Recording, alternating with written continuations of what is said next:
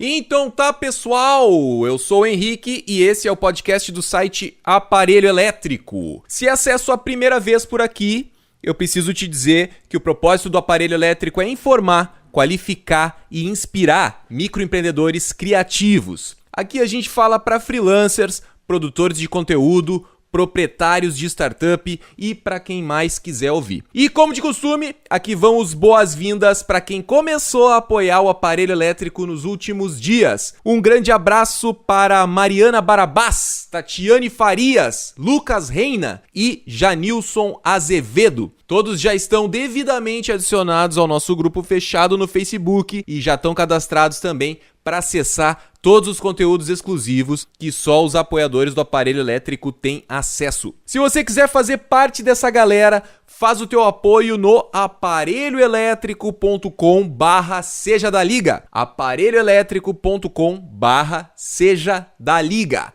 Beleza? Dito isso, agora sim, bora ligar o aparelho.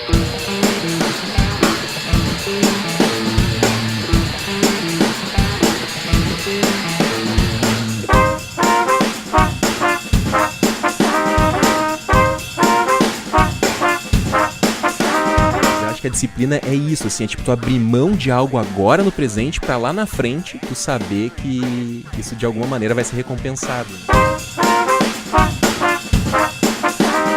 Você vai fazer, né? Se tiver data pra sair e você se motiva mais a fazer, né? Que é outro ponto importante também, você se dá um limite de tempo.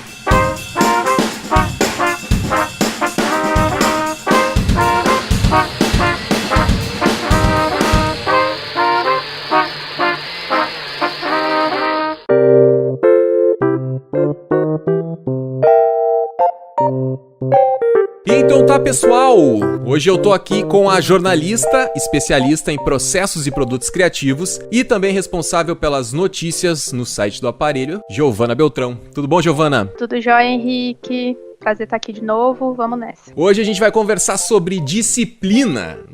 Acredite se quiser, depois da renda variável, a maior dificuldade dos microempreendedores criativos é lidar com a sua própria falta de disciplina. Segundo apontou a pesquisa Perfil do Freelancer no Brasil 2018, realizada pelo Aparelho Elétrico, 24% dos entrevistados consideram a falta de disciplina a maior dificuldade de trabalhar sozinho, perdendo apenas para 29,3% que consideram a renda variável como o maior problema. Mas como a gente adquire disciplina? Isso nasce com a gente? A gente aprende em casa? Se faz um curso para isso? Como diabos conquistar a disciplina necessária para se trabalhar sozinho, sem a necessidade de ter um chefe ou um gerente de pauta nos coordenando? A gente vai tentar responder tudo isso no papo de hoje. Né, Giovana? É muita pressão para nós dois, Giovana, responder tudo isso? Nossa, bastante, viu?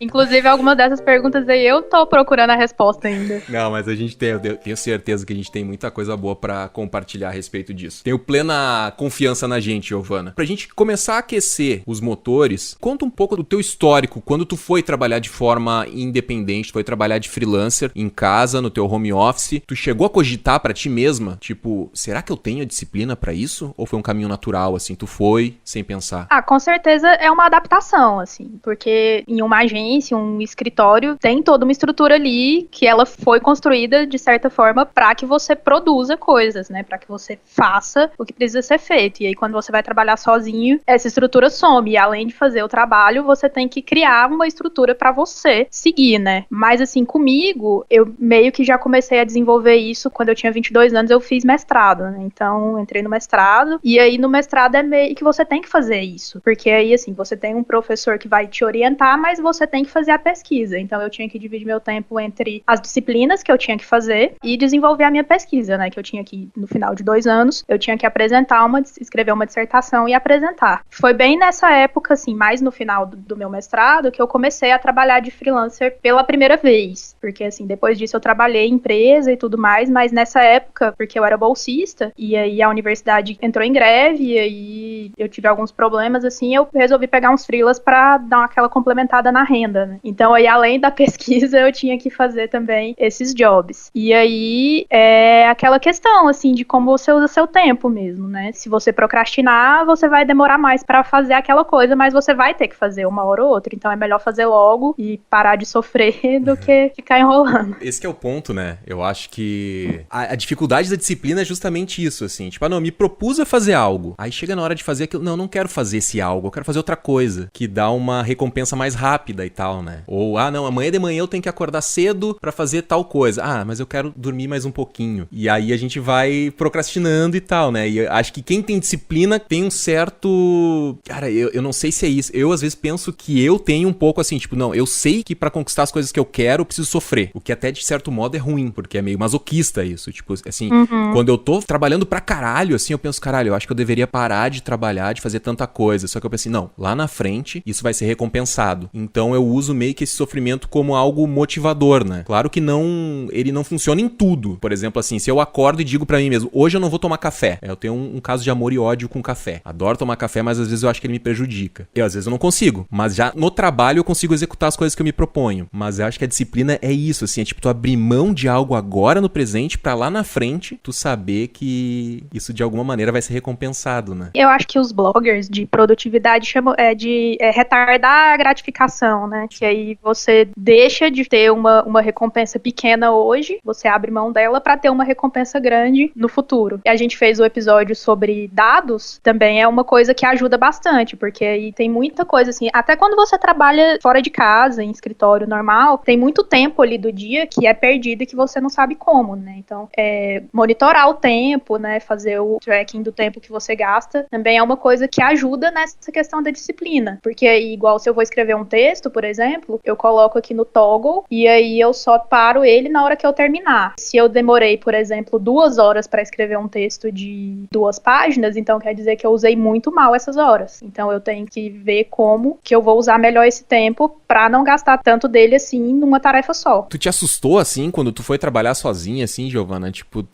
porque tu falou 22 anos, né? Tu foi fazer o teu mestrado com 22 anos. Nossa, eu com 22 anos eu era muito apavorado, assim. Eu me lembro quando trabalhava em agência, porque eu não tinha muita noção de gerenciar tanta coisa. E eu só fazia faculdade e estágio à tarde. Eu fico pensando, tu fazia as aulas do mestrado, o projeto do mestrado e mais os freelas. Porque assim, o que é um curso de mestrado? Você desenvolve uma pesquisa durante 2 anos, tem uma linha de pesquisa e tal, cada programa tem. Só que durante o desenvolvimento da pesquisa, esses 2 anos, você tem que fazer também disciplinas dentro do mestrado. Então não é só desenvolver a pesquisa, você tem que também que passar por uma série de horas-aula que você tem que assistir. Tá, tu sabia os horários das tuas aulas, legal, não, tal e tal dia eu vou estar nas minhas aulas. E como é que tu organizou pra tu saber, não, essa noite ou essa tarde eu tenho livre, eu vou fazer a minha pesquisa e os freelas eu vou encaixar nesse horário? Pra ti foi natural isso aos 22 anos? Ou dava aquela ansiedade, assim, pensando, caralho, eu não vou dar conta disso? Nossa, não, eu errei muito mais que acertei nessa época.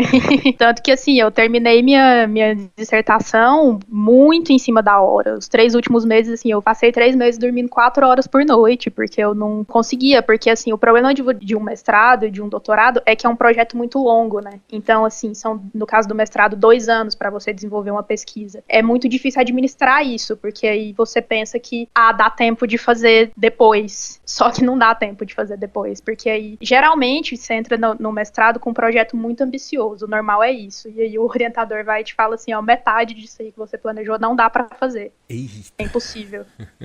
Então você acaba que faz um recorte ainda menor do que você queria fazer de pesquisa. Mas mesmo assim, porque é muito difícil conciliar as aulas e aí a pesquisa também, assim, por mais que você planeje, pode dar coisa errada, entendeu? Pode ter que, igual na fase de campo mesmo. No meu caso não foi tão difícil, porque minha pesquisa era em material, né? Eu pesquisei revistas, fotografia em revistas culturais. Então, assim, a parte de campo dependia de mim, né? De eu analisar as revistas. Mas tem gente que faz, por exemplo, pesquisa com grupos de pessoas, tem gente que visita lugares, precisa ir, igual no meu caso de jornalismo, eu tive colegas que foram fazer pesquisa de campo em jornais, em redações, então acaba que nem sempre dá certo, porque isso aí tudo tem que ser agendado, você tem que conseguir autorização de pessoas, convidar pessoas, às vezes não dá certo e tal, então assim, eu terminei meu mestrado bem com a faca nos dentes, assim.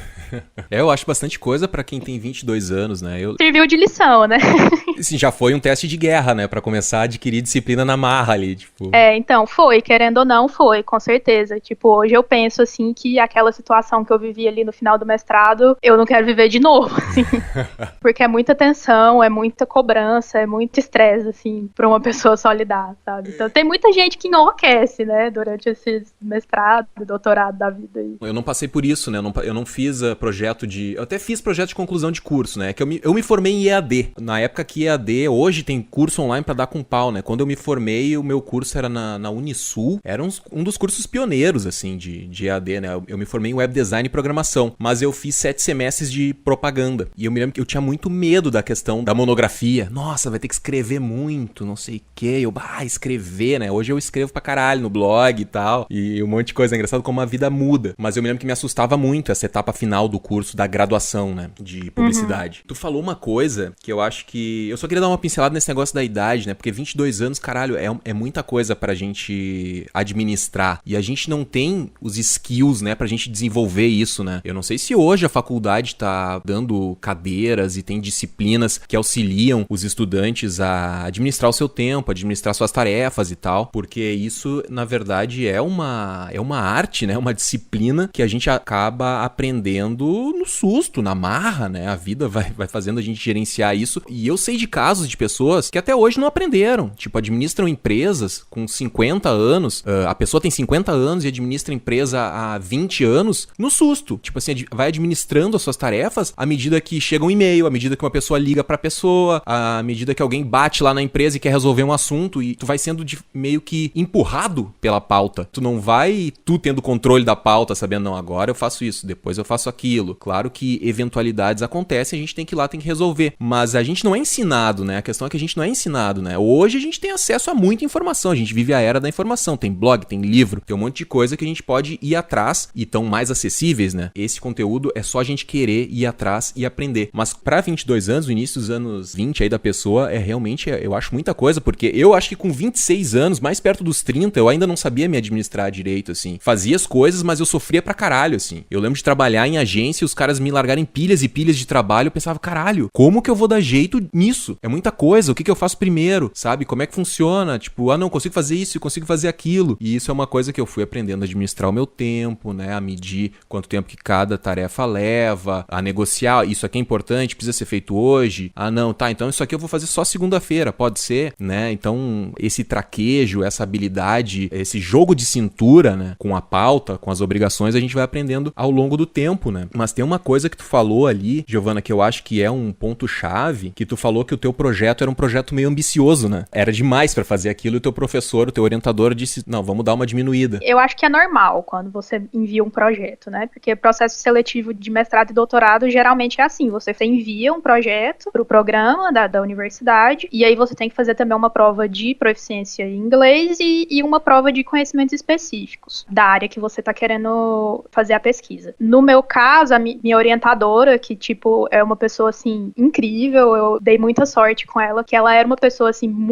ainda, né? É uma pessoa muito inteligente e que ela tinha que meio que o modus operandi dela ali. Então ela falou pra mim, depois que a gente definiu o projeto e tal, que ela cortou várias coisas, que ela falou que não daria tempo realmente. Ela falou, não, vamos fazer uma coisa concisa, que você consegue fazer e que realmente seja uma pesquisa, que você cumpra o que você prometeu fazer. E ela falou assim, eu vou te dar orientação quando você tiver alguma coisa escrita pra eu ler, e aí eu te dou a orientação em cima do que você escrever. Então, assim, pra eu ter orientação com ela, eu tinha que produzir alguma coisa. Então, isso me forçava a realmente sentar e escrever. E começo de pesquisa é meio tenso, assim, porque eu achava, né, eu sempre operei muito assim, em ler primeiro um monte de coisa e depois começar a produzir, a escrever. Então, eu tendo a perder muito tempo pesquisando. E aí, como ela fez isso, ela falou, eu só vou te orientar em cima do que você produzir, então isso já foi também um ponto importante, assim, pra eu conseguir levar a minha pesquisa adiante. Pra deslanchar, né? É porque assim, ó, eu falei do negócio da meta, do teu projeto ambicioso, porque eu acho que uma boa dica pra adquirir disciplina, pra quem não tem disciplina ou não confia em si mesmo ainda, né? Eu acho que disciplina é uma questão de exercício, é de hábito. Depois que tu começa a te organizar, aquela coisa começa a fluir. Tem que ter um sistema também de tarefas que tu tem que fazer e tal, um sistema confiável, um sistema, uma rotina de trabalho. Mas assim, o importante eu acho que é tu estabelecer metas fáceis de ser atingíveis, pelo menos no início, né? Porque se tu não tem disciplina, tu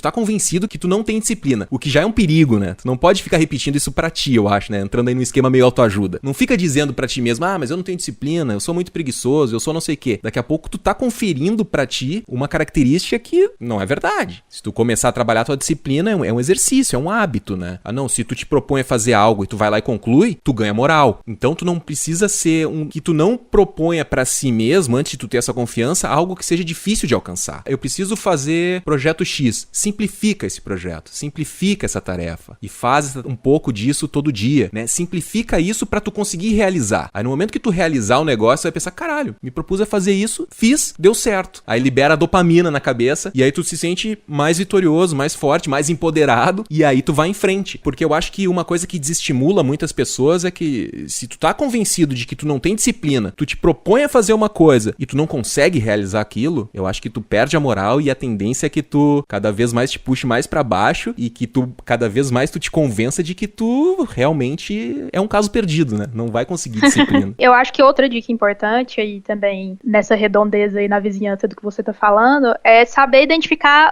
o que você pode descartar, assim, o que é que você não precisa fazer de jeito nenhum. Porque às vezes você tem uma ideia de um projeto e você acha que você precisa fazer várias coisas pra ele dar certo, e tem alguns pontos ali que realmente não precisa, que é perfumaria, que é extra, que é coisa que realmente você não precisa se preocupar em fazer, pelo menos não naquele momento, que o projeto anda mesmo assim, sabe? Teve outro episódio em que a gente falou do método Eisenhower lá, que é aquela matriz, né? E aí você saber definir o que é importante e urgente, e o que não for nem importante nem urgente, você não faz de jeito nenhum, porque às vezes tá ali só pra te impedir de fazer uma coisa mais importante. Isso é uma coisa, definir prioridades é uma coisa que é difícil, e até pra macaco velho é difícil isso, né? Tu tem que estabelecer os teus, como é que eu vou dizer, os teus critérios, né? O que é prioridade e o que não é. Por exemplo, aqui no aparelho elétrico, no projeto do aparelho elétrico, eu dou prioridade pra o que vai trazer dinheiro, o que vai economizar dinheiro e o que tem prazo pra vencer. Tipo, podcast tem que sair toda semana, podcast na sexta-feira. Na sexta-feira eu tenho que cumprir esse compromisso de entregar esse podcast. Então, o podcast acaba ganhando prioridade. Tem uma parceria com a Giovana, onde todo dia tem que sair uma notícia. E isso ganha uma prioridade grande dentro da pauta. Tem que sair essa notícia todo dia, né? Os leitores esperam uma notícia todo dia. O blog precisa se divulgar, o blog precisa aparecer, precisa trazer assuntos relevantes. Então, o podcast e as notícias, eles são motivados pelo prazo. O prazo deles é apertado, tá pra vencer. Isso ganha prioridade na pauta, em detrimento a outras tarefas que não tem data pra sair, que precisa ser feito, mas não tem data pra sair. Que, isso seria legal se tivesse, mas essa funcionalidade é legal que o blog tivesse porque ia facilitar tal coisa, tá? Mas isso, de fato, vai trazer dinheiro pro blog, que é o que o blog precisa, né? Pra se manter, pra continuar existindo, pra crescer. Não, mas é uma coisa que é bacana. Não, então a gente deixa aqui, no momento apropriado, a gente consegue encaixar isso. Mas estabelecer esses critérios do que é prioridade e o que não é, isso é uma coisa pra galera que muita gente velha não, com experiência ainda não sabe, né? Não faz essas coisas. E tu não saber o que é prioridade e o que não é perigosíssimo, porque acaba te travando. Ou tu acaba fazendo coisas aí que nem tu falou, né? Que se encaixam nesses outros dois quadradinhos ali e que daqui a pouco é perfumaria, é uma coisa que não vai trazer retorno nenhum, né? O que lembra muito daquele negócio da lei de Pareto, né? Que 20% das causas... O esforço gera 80% dos resultados, né? É, tipo isso, né? Uma outra dica, se a galera quiser ir atrás, pesquisar a lei de Pareto, também acho que ajuda a definir prioridades, ou ajuda tu a administrar melhor o teu negócio. O pulo do gato aí é você identificar o que é esse 20%, né? Tem que parar pra pensar um pouquinho, né? Porque o que a gente faz de trabalho burro no dia a dia, né? Às vezes a gente faz por mero prazer, pra liberar a tal da dopamina, só pra fazer o negócio sentir que tá feito. Tá, mas cara, às vezes a gente, vou fazer esse conteúdo aqui porque não sei o que lá. Tipo, eu mesmo já fiz isso no aparelho, por exemplo. Eu gerei lá um artigo que eu tava muito afim de falar aquilo, de falar sobre aquilo, porque era importante pra mim, um momento que eu tinha visto alguma coisa e tal. Mas aquilo pros leitores não era interessante naquele momento, ou não era interessante em nenhum momento. Era uma coisa mais pessoal minha. Eu tava afim de falar aquilo. Será que precisava ser feito aquilo ali? Daqui a pouco, se eu sei que tem outras prioridades que os leitores querem vierem outros assuntos em vez desse, eu poderia ter sido mais assertivo, né? Eu ia produzir um conteúdo que de fato as pessoas já estão cobrando, já estão esperando há algum tempo, né? Mas descobrir quais são esses 20% e tu conseguir potencializar isso, daí realmente é o pulo do gato. Então, a minha dica é façam listas. Você tem que ter uma lista ali do que você precisa fazer naquele momento e você pode fazer uma lista de coisas que você gostaria de fazer no seu projeto, no seu negócio, mas que naquele momento não é viável. E aí você vai revisitando no futuro até achar um tempo. Quando você achar que é a hora de fazer, estabelece um deadline, que aí você vai fazer, né? Se tiver data pra sair, e você se motiva mais a fazer, né? Que é outro ponto importante também. Você se dá um limite de tempo, mesmo pro que não é tão urgente assim, né? Igual no meu caso, como eu trabalho, eu presto serviço para clientes, então nem sempre eu tenho um deadline apertado, mas aí se eu quero administrar meu tempo para eu poder ter, por exemplo, tô viajando para São Paulo agora, tô aqui visitando a minha amiga, amanhã a gente quer ir passear, tirar o dia de folga, então eu tive que trabalhar um pouco mais ontem, trabalhar um pouco mais hoje para amanhã ter o dia de folga. Como eu tinha um deadline, eu me motivei mais e eu vou ter uma recompensa amanhã.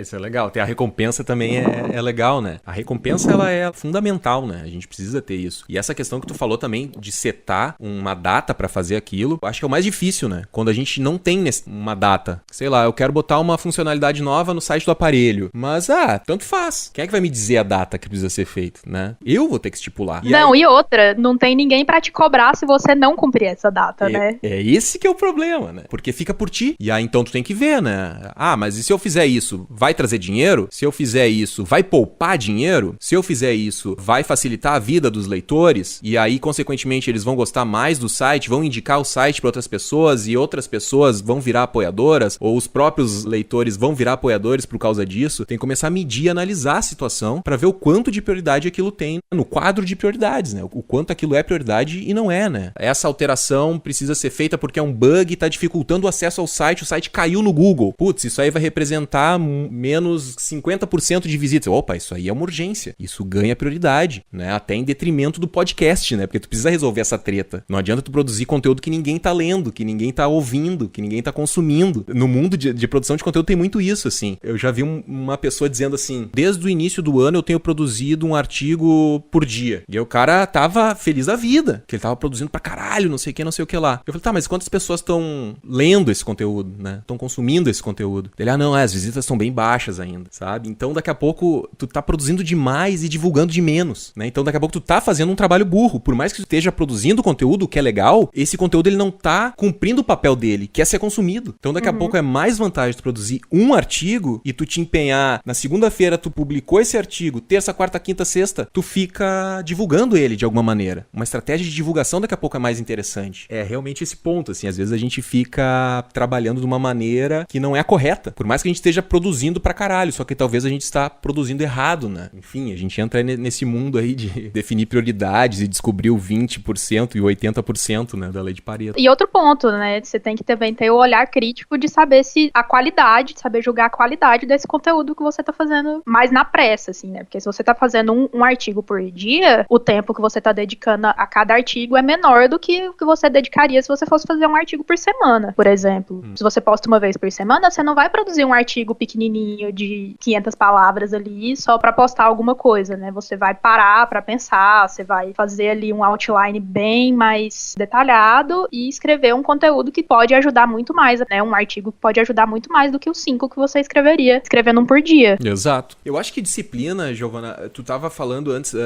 falou de deadline, né? Daí eu fiquei pensando aqui no meu modo de me organizar, né? Que eu já venho contando nos podcasts aí que é meio que uma coisa influenciada pelo Scrum, né? Eu tenho ali o meu backlog na esquerda, que são tarefas que em algum momento eu vou ter que fazer elas, executar elas, né? Então, eu tenho ali o backlog na esquerda, que é a primeira coluna, e à direita tem o a fazer, que são todas as tarefas que eu estipulei na segunda-feira e elas têm que ser concluídas até sexta-feira. Então, todas as tarefas que eu coloco a fazer, eu tenho que executar elas no espaço dessa semana, né? Digamos, de segunda a sexta-feira. Em 5 dias eu tenho que executar essas tarefas. Então, tem esse planejamento. E tem, ao mesmo tempo, automaticamente setado um deadline. Tem que ser feito até sexta. Eu não preciso necessariamente fazer as tarefas que estão ali na segunda, na terça. Eu tenho toda a semana para organizar. Eu posso botar o que eu puder fazer de prioridade em relação ao podcast e tal. Eu posso fazer na segunda. Claro que tem coisas que eu tenho que esperar até sexta-feira chegar. Por exemplo, a gravação do podcast acontece normalmente na sexta-feira e tal. Então, eu não tenho como fazer antes. Eu tenho tem que respeitar o tempo que as coisas têm também. Mas isso é importante, sabe? Ter estipulado uma janela de tempo pra executar as coisas, né? Então, isso também me alivia um pouco aquela questão do tipo, de não ter o chefe me cobrando. Eu sei que eu vou ter que executar essa semana isso, tá estipulado ali. Claro, pode acontecer de eu não conseguir executar, teve outras prioridades, sempre tem algum fura-pauta, alguma coisa que aconteceu. Ah, não, deu um problema no banco, Henrique, tu tem que ir no banco. Aí tu vai lá, tu perde 3 horas do teu dia pra ir no banco, sabe? Aí tu volta, não, aconteceu tal coisa lá, tu tem que ajudar, dar uma ajuda lá, não sei o quê. Ou apareceu uma proposta de um cliente do nada, mas ele precisa a proposta em menos tempo. Enfim, os fura-pautas acontecem, mas tu ter um sistema claro de organização vai te ajudar a conquistar mais disciplina. Esse negócio do Scrum, eu deixo de dica aí pra galera. Scrum é uma boa maneira de se organizar, pessoal. Vale a pena ler o livro aquele que eu já venho comentando aqui. A Giovana também já falou um pouco dele. Eu acho que é uma coisa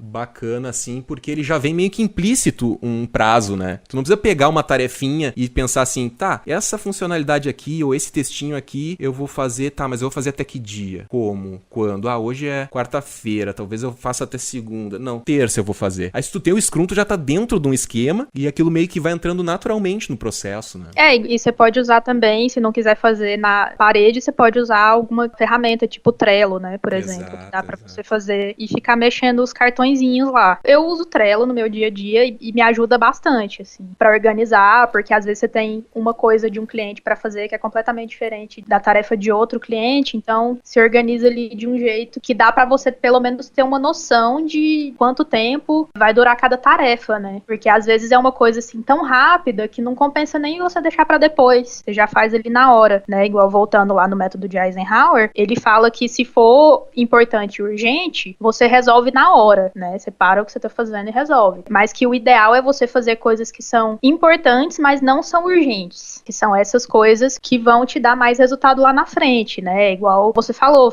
desenvolver alguma coisa legal pro site, por exemplo. É uma coisa que não é urgente, o site tá rodando agora, do jeito que tá, mas que é importante. Você imagina que vai te gerar um bom resultado lá na frente. Então a questão é se organizar pra fazer as coisas, saber lidar com as coisas urgentes, elas vão acontecer, quando você menos esperar, vai surgir algum imprevisto, e organizar o tempo que sobra pra fazer as coisas que são importantes, mas não são urgentes. Mas, Giovana, fala um pouco do Trello aí, né? Tu até mesmo deu a dica pra gente começar a usar pras notícias do aparelho, né? A gente tem lá a nossa organização, que é um pouco um Scrum da vida, né? Porque eu coloco ali na tarefa da esquerda a fazer, na coluna da esquerda é a fazer, eu coloco lá as pautas e tal. E aí, quando tu tá fazendo, tu joga ela pra fazendo, né? Pra coluna mais da direita, fazendo. E aí depois, quando tu conclui, tu coloca no aguardando, eu vou lá, olho, crio uma imagem, tudo, pá. Quando tá pronto, eu coloco no feito, né? Isso é uma influência de Scrum, né? Se não é o tal do Scrum, né? Porque eu não sei até que ponto o cara tá violando uma regra sagrada do Scrum ou não tá, mas é uma influência de Scrum, né? Porque também tem o Kanban, se eu não me engano, né? Já ouvi falar que é japonês, né? Os japoneses são bem melhores de organização do que a gente, né? Tá aí a Marie Kondo, que não nos deixa mentir. Tem um que eu quero ler também, que falando em produtividade, que é o... Como é que é? O jeito de produção da Toyota, The Toyota Way, eu acho que é. Que é um livro... eu sei qual é, eu nunca li não, mas... Todo livro de produtividade dá ele como referência, né? No livro tal, da Toyota, não sei o que lá. Porque a Toyota tem, né? Tipo, meio que é o berço da produtividade, digamos assim, né? Eu acho que no próprio Scrum, no livro, tem essa indicação. É uma das bases do Scrum, na real, né? Eu acho que sim, tem muita influência. Mas aí, Giovana, perguntando no teu Trello, como é que é o Trello de uma jornalista, assim? Tipo, tu tem como dar alguma dica pra nós aí, dar alguma luz? Ou é mexer no íntimo do jornalista, da organização do jornalista e não pode contar? Mas por curiosidade, assim, como é que tu tem as tuas colunas ali? Não, é basicamente, para cada cliente que eu trabalho, eu tenho uma variação da que eu uso com você, né, para as notícias do aparelho. Mas é aquilo, igual, se eu tiver algum cliente, no seu caso, você, às vezes, decide a pauta, às vezes eu sugiro umas, então, a gente não tem uma de aprovação, mas eu tenho um cliente que eu faço a pauta, eu defino a pauta, então eu mando para ele e aí ele aprova ou não. Aí eu tenho uma coluna de pautas aprovadas, tem uma de sugestão de pauta e uma de pautas aprovadas, e aí o resto é igual a que eu uso com o aparelho. Mas assim, não tem muito segredo, o Trello ele é legal porque você divide as etapas, né, igual em projetos maiores, igual no caso das redes sociais, de um roteiro de redes sociais de uma semana, aí você pode fazer um card para cada post ou um card para cada cliente, né, no meu caso na agência eu trabalho com vários clientes, e eles têm um gerenciador de projeto próprio, né, que a agência já usava, então eu tive que aprender a usar, mas eu não me adaptei muito bem, então acaba que eu ainda passo de lá pro Trello porque eu lido melhor com a dinâmica. E como você pode mexer os cartõezinhos com o mouse, então fica bem mais amigável, né? Bem mais ergonômico. O Trello é uma mão na roda, né? Eu sempre escutava falar do Trello e tal, e queria usar e testar, mas nunca tinha feito, né? Daí agora surgiu o lance das notícias, aí tu sugeriu, eu achei ótimo, porque comecei a usar. Daí eu já sugeri até pro Michael, né? Que edita os podcasts. Michael, vamos fazer no Trello também? Daí ele falou, eu não uso o Trello. Então tá, se em algum momento tu entrar no Trello lá, tu me avisa. Não, pode ser agora, né? O Michael tri proativo, pode ser agora. Aí a gente já começou a usar. E toda vez que eu vou conversar com alguém, começar uma parceria nova, eu sempre sugiro o Trello. Eu acho que é uma mão na roda, galera, que tá buscando mais disciplina. Pode ser uma boa maneira de se organizar. E tu falou antes também da questão das listas, pra fazer o download, tirar da cabeça também, né? Pra aliviar aquela carga mental e tal. Eu uso pra lista só, eu uso o Wunderlist, que eu até antes estava me organizando todo o meu trabalho pelo Wunderlist, mas acabei deixando isso de lado, adotei o Scrum esse na parede, com os post-its e tal. Talvez eu até passe essa minha parede pro Trello ainda, mas eu ainda não tô bem confortável com isso. Eu gosto de olhar as tarefas na parede, é mais fácil mexer, eu vejo, é visual, só levanta a cabeça, não preciso levantar uma aba e olhar pequenininho. Me parece que na parede fica mais fácil, assim, tá de mais fácil acesso, gosto mais. Mas para anotar, por exemplo, assim, a gente tá tendo uma conversa informal aqui, digamos que a gente não tá gravando e tal, e surgiu um assunto. Eu já abro o meu Wunderlist, surgiu um assunto que eu acho que pode ser interessante para um podcast, ou para um post, ou para um conteúdo, enfim, no aparelho. Eu abro o Wunderlist e lá tá uma infinidade de assuntos que eu quero abordar no aparelho. Então, dificilmente falta assunto.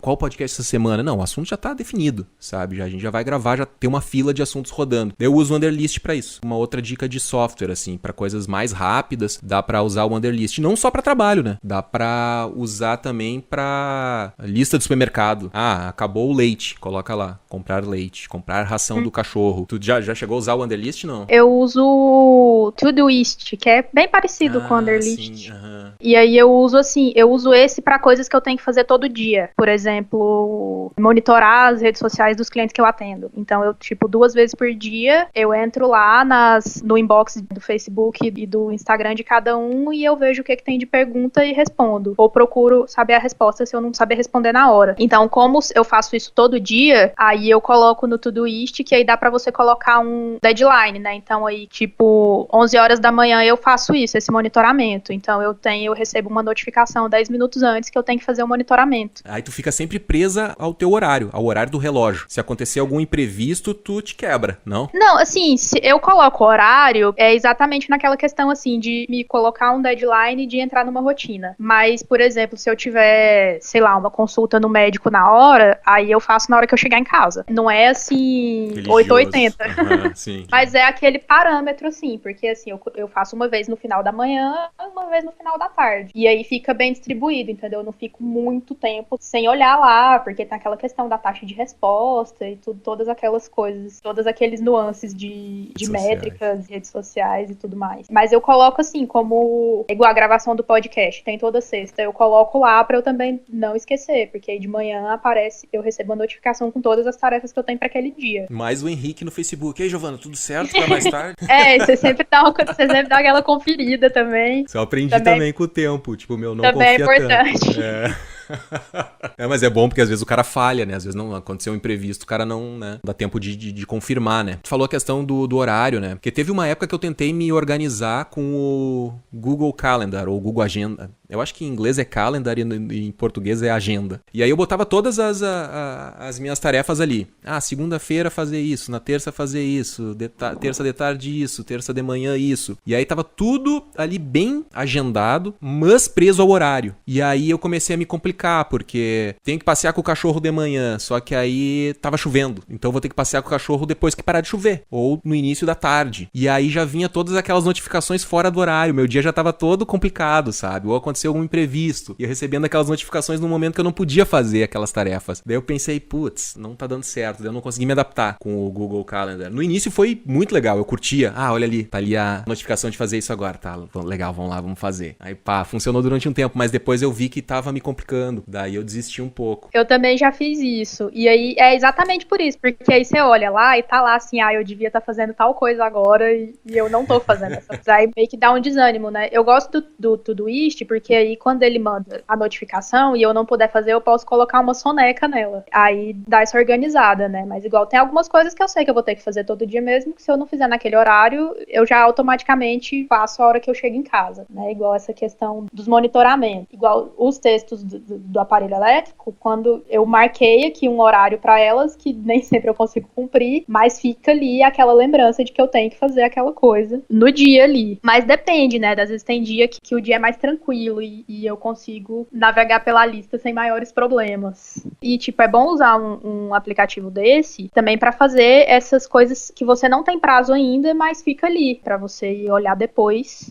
e pensar em quando você pode fazer. Com certeza. Uma coisa que tu falou, rola um desânimo, né? Eu acho que disciplina tem muito a ver com automotivação, né? Tu te sentir motivado, tu se sentir energizado pra executar as coisas com vontade, né? Eu acho que eu tenho muita sorte porque eu durmo cedo e acordo cedo. Então, pra mim, sair da cama é tranquilo. Eu acordo e eu já tô cheio de coisa que eu quero fazer. Com muita vontade de fazer as coisas que eu programei pra fazer. Mas eu tenho amigos que eles têm uma dificuldade. Cara, como é que tu consegue acordar tão cedo, velho? Tô sem vontade de fazer isso, não sei o que. Pô, eu queria fazer um projeto, mas, cara, eu não consigo tirar ele do chão, Henrique. O que eu faço? Como é que é pra ti, Giovana? Tu tem, assim, também uma motivação natural? Tu tem alguma coisa que tu pensa pra te motivar? Tem algum hackzinho pra compartilhar com a gente? Ou, tipo assim, é simplesmente, Henrique, a minha motivação são os boletos em cima do computador, velho. É isso. Pô, os boletos sempre são motivação, né? Tem sensação Que melhor que pagar os boletos tudo e não ficar no vermelho? Nossa. Não tem, né? Nem me fala. Saudades.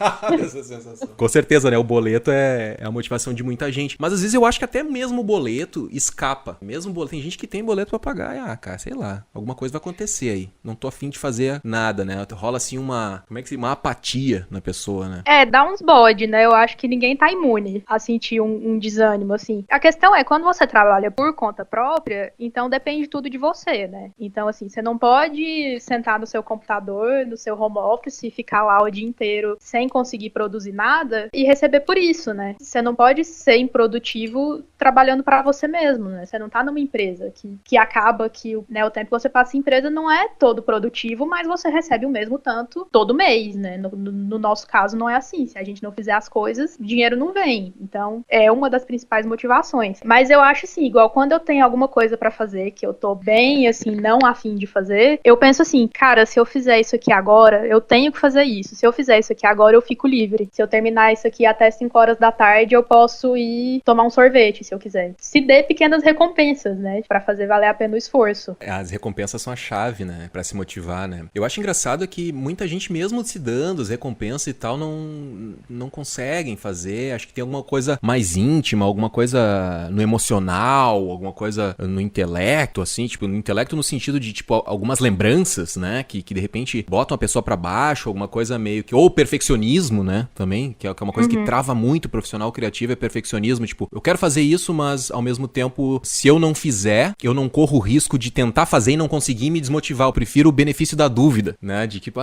se eu fizesse ia ser massa, mas eu não vou fazer porque eu não quero me colocar à prova. Tem tanta coisa que pode estar acontecendo, né? Eu digo isso pra você que tá ouvindo a gente aí e de repente que diz pra si mesmo que não tem disciplina e não consegue encontrar motivação pra conquistar essa disciplina, pra desenvolver as suas tarefas, né? Eu acho que uma coisa é perguntar pra si mesmo, sabe? Tipo, por que tu não tá fazendo isso, sabe? O que é, sabe? Ser franco com si mesmo, né? Se não puder ir num terapeuta conversar, numa psicóloga, num psicólogo, conversar a respeito disso. O que tá te impedindo de fazer? É tu mesmo que não quer? Tu tá dando algumas desculpas que são plausíveis? Não são? Porque eu acho que, às vezes, até com boleto mesmo, em cima ali do computador, o cara não faz o que se propõe a fazer, né? Claro que o cara que se colocou na condição de freelancer, ele vai ter ali um sufoco a mais, né? Porque vai chegar as contas e se ele não pagar, vai, sei lá, entrar no cheque especial ou o banco vai vir atrás de ti em alguma coisa. Isso aí pode virar uma bola de neve que vai fugir do teu controle. Mas tem gente que, por exemplo, tá no emprego ainda, quer virar freelancer, mas eu não sei se eu vou conseguir. Quer mesmo virar freelancer? Será que esse não é o ponto? Quer mesmo virar freelancer? Tenho medo, assim, de estar parecendo meio carrasco, né? Eu acho que aí entra 2 pontos, né? A questão de você ter ali algum impedimento psicológico mesmo, e aí, nesse caso, procurem ajuda, porque eu acho que essas coisas a gente pode tentar resolver sozinho o quanto for, mas ajuda profissional é essencial. Ou talvez você não goste mesmo do que você tá fazendo. Talvez é alguma coisa que você pensa que você gosta, mas na verdade não tá te dando aquilo que você queria. Não tá causando em você aquela alegria, aquela realização que você tava buscando, né? Aí no caso, também se pergunte se é isso mesmo que você quer, que outra coisa poderia te trazer essa realização. Eu fico muito viciado na minha própria vivência, na minha própria experiência. Eu moro sozinho há muito tempo, então pra mim é muito fácil eu dizer assim, amanhã eu vou fazer tal tarefa de tal a tal hora, porque eu sei que vai estar o taco aqui me incomodando, né?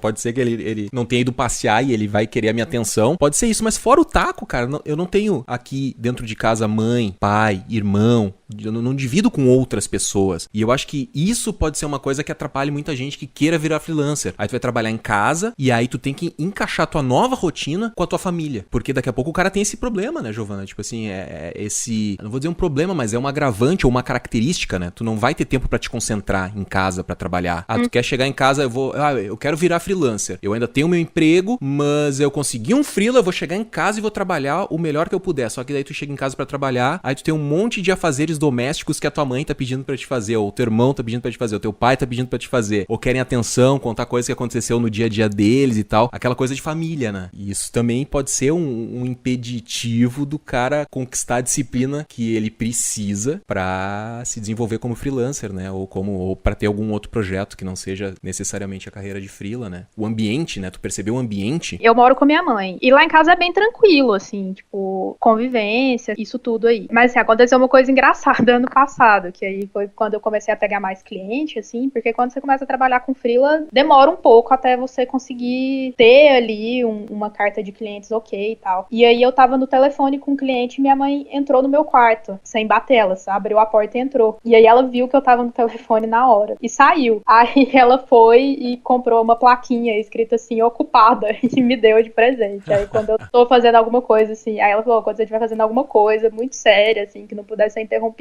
você coloca a plaquinha na porta. Aí eu faço isso, eu falei, mãe, a senhora leva meu home office muito mais a sério que eu.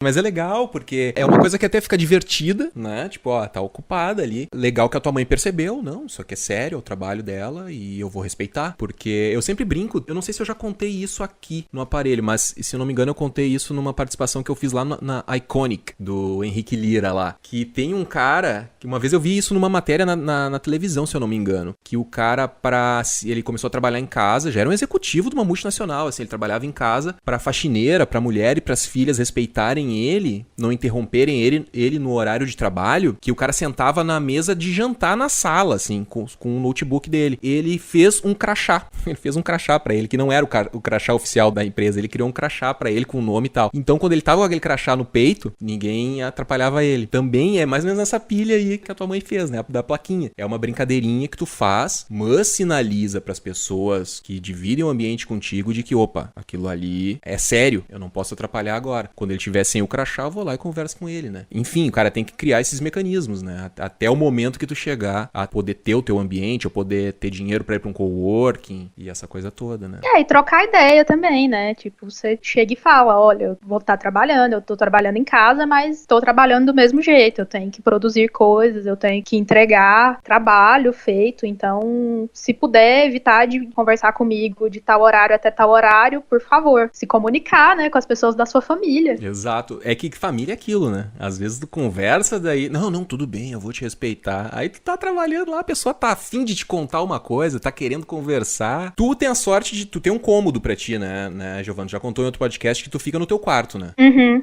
Então já tem isso.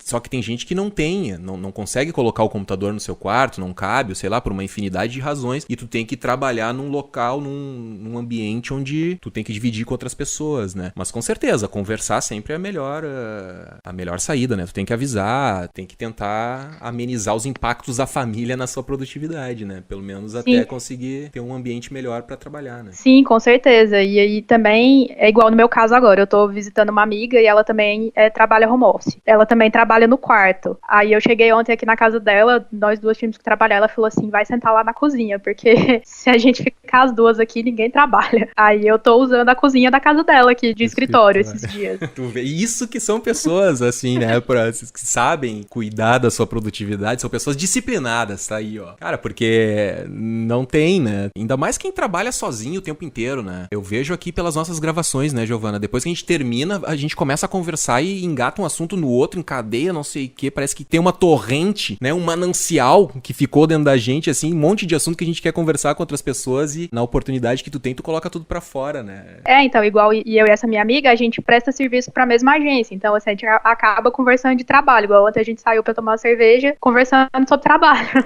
Mas aí aqui, enquanto a gente tá trabalhando, ela fica aqui no quarto e eu fico lá na cozinha, porque senão a gente fica conversando uma com a outra, porque assim, a gente trabalha pra esse mesmo cliente juntos e tem a questão da amizade, né? Tem os outros assuntos que a gente quer conversar, que não tem nada a ver também, que aí se a gente estiver no mesmo lugar, no mesmo ambiente, na hora que lembrar, você vai comentar. E aí emenda um assunto no outro e aí continua conversando e aí o trabalho mesmo é feito, né? Mas, Giovana, pra gente ir se encaminhando pro final já, tu tem um dia da tua semana onde tu planeja a tua pauta? Tu faz isso todo dia, faz isso na segunda-feira, não tem isso porque no dia a dia tu já vai meio que organizando o que tu tem que fazer no dia seguinte, mas tu tem, assim, um ritualzinho de planejamento ou não? Então, eu cheguei no ponto assim, que o que fica por fazer até sexta-feira, eu já sei que eu tenho que fazer na outra semana. Eu faço no domingo à noite, assim, no finalzinho da tarde, porque eu uso um planner, então eu passo o que ficou pendente da semana anterior para a semana seguinte, e aí adiciono o que aparecer à medida que vai aparecendo. Porque aí, né, igual eu falei antes, tem coisa que eu tenho que fazer todos os dias, então essas coisas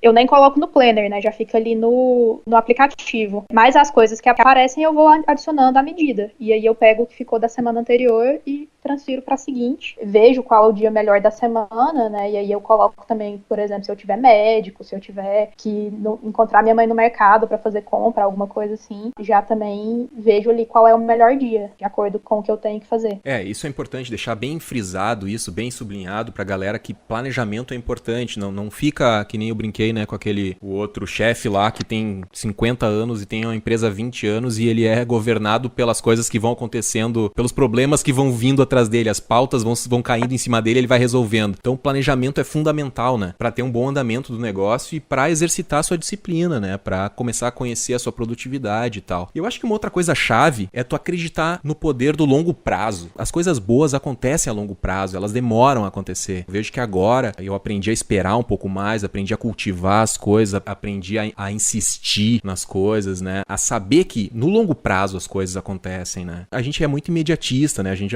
já fiz um podcast sobre isso aqui, volta e meia esse assunto aparece, e acho que domar esse nosso imediatismo, essa nossa impulsividade, talvez seja a chave para ter mais disciplina. E acreditar que no longo prazo as coisas acontecem, é meio que um trabalho de formiguinha que a gente tem que ter. Por exemplo, eu vejo assim coisas complicadas, por exemplo, eu comecei a estudar inglês muito tarde. Eu acho que esse ano, 10 anos que eu comecei a estudar direto inglês, assim, a me envolver com inglês e tal, e querer colocar o inglês no meu dia a dia. Hoje eu sinto que, ok, já escrevo legal, talvez tenha um nível bom de fala também, mas eu leio muito bem, coisa que eu não fazia há 10 anos atrás. Eu já era velho pra aprender inglês, né? Já me considerava velho. Só que hoje eu vejo o quanto o inglês me dá competitividade no meu trabalho ainda. Só que é uma coisa, inglês, por exemplo, aprender uma nova língua é uma coisa que demora tempo pra tu conseguir. Tu atingir um nível confortável com aquela língua. Tu pode fazer várias coisas pra acelerar o teu processo de aprendizado do inglês. Tu pode fazer coisas pra acelerar o aprendizado do inglês. Mas é uma coisa que vai demorar tempo. E tu ter consciência de que vai demorar tempo faz tu relaxar e tu curtir a viagem, né? Não ficar só pensando lá no destino, na chegada lá. E eu acho que uma coisa da disciplina é isso, né? Como a gente falou no início, né? Que tu tem que abrir mão de alguma coisa agora pra colher os frutos dela no futuro. Então acho que tem que confiar um pouco no longo prazo, né? São coisas que demoram pra acontecer, né? Outra coisa que eu vejo, por exemplo, é com o Taco, o cachorro. Cara, quando ele chegou aqui, cagava em tudo, mijava em tudo, mordia a gente. Assim, é complicadíssimo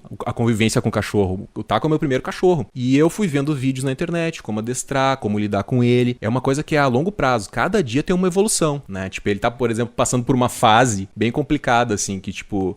agora ele já melhorou um pouquinho. Mas ele tava numa fase que as pessoas passavam na rua, ele queria morder as pessoas. Morder pra brincar, né? Não morder pra machucar. Quer chamar atenção, né? Quer causar. Ele é filhote. Então, eu fui vendo como lidar com isso. Ele foi se acalmando. Hoje tá mais tranquilo de passear com ele. Ainda é complicado em algumas situações. Mas agora eu já digo pra sentar. Ele senta quando ele tá badernando. A convivência com ele tá ficando mais tranquila. É ótimo ter um cachorro em casa, tudo aquilo, a companhia, a zoeira, assim, quando tu quer te divertir, se desconectar do trabalho, é ótimo. Mas se tu não educar ele, a convivência vai ficar difícil. E até hoje eu entendo um pouco mais as pessoas que pegam o cachorro e acabam devolvendo, porque é difícil, às vezes tu não tem a consciência e a educação e a resiliência pra lidar com o bichinho. É uma coisa a longo prazo. Hoje eu vejo de um ano atrás a minha convivência com o taco, ela tá muito diferente. Mas é isso que eu tô tentando dizer. Tô contando essa parada do taco e tô contando essa coisa do inglês pra passar uma mensagem positiva pros nossos ouvintes. Cara, tem que acreditar no longo prazo. Com o tempo as coisas vão pro lugar. É difícil ter disciplina, conseguir, enfim, desenvolver suas tarefas, realizar as coisas que tu precisa realizar. Mas tenha em mente que poucas pessoas conseguem, de fato, sabe? Tenta ver isso como um diferencial, né? Exercitar esse músculo e tal. Mas enfim, cara, eu acho que acreditar no longo prazo, Giovana. Não sei se tu tá comigo nessa daí, se tem algum insight a respeito disso. Sim, super concordo.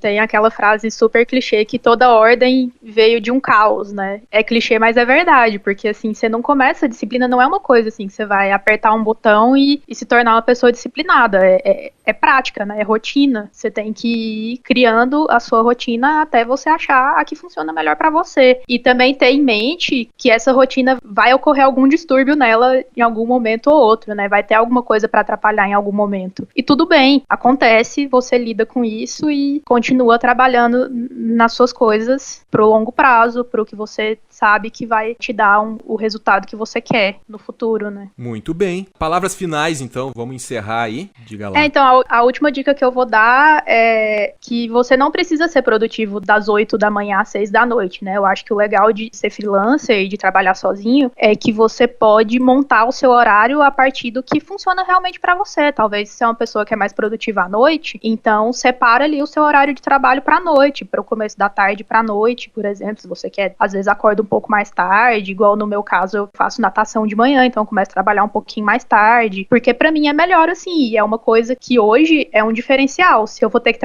começar a trabalhar 8 horas da manhã numa empresa, eu vou me sentir muito mal, porque eu já acostumei com essa minha rotina, e é uma coisa que melhora a minha produtividade. Então eu acho que vale também essa dica de estudar o seu organismo, né, e como você funciona, como que a sua criatividade, como que a sua produtividade funciona. Muito bem. E aí, livros, né, de produtividade, sistemas de produtividade, essas coisas de organização, isso tudo vai auxiliar a encontrar a disciplina que o cara quer, né? Com certeza. Pesquisar também é bom, né? E links pra galera te seguir, Giovana? Então, eu tô minha arroba no Facebook e no Twitter é Giovana Beltrão, Giovana com I e com 2 N's. Quem quiser seguir, fiquem à vontade, ou trocar ideia também. E de segunda a sexta eu posto as notícias lá no site do aparelhoelétrico.com. Boa, aparelhoelétrico.com/notícias. Confere lá todas as notícias da Giovana. Beleza, Giovana? Era isso então? É isso, né? Matamos a pauta? Matamos a pauta. E esse papo continua lá nos comentários do site. Conta pra gente o que você achou de toda essa conversa. Você concorda ou discorda do que a gente disse? Comenta lá e vamos levar o assunto adiante. E se você gostou desse episódio, curta e compartilhe o post nas suas redes sociais. Isso ajuda o aparelho a continuar informando, qualificando e inspirando os microempreendedores criativos. Para ficar em dia com nossas atualizações e conhecer um pouco dos bastidores do aparelho elétrico, te cadastra na nossa newsletter. Tudo que é importante vai sempre para nossa news. E lá eu também compartilho um pouco dos meus erros e acertos pilotando o aparelho elétrico. Te interessou? Então cadastra teu e-mail no aparelhoelétrico.com/notas da diretoria. aparelhoelétrico.com/notas da diretoria. Todos os links citados nesse episódio estão na descrição do post no site do Aparelho Elétrico. Nosso podcast é produzido e apresentado por esse que vos fala, Henrique Portman, e a higienização do áudio fica por conta da Tomate Cereja Produtora. Feito! Então era isso, um grande abraço e até mais!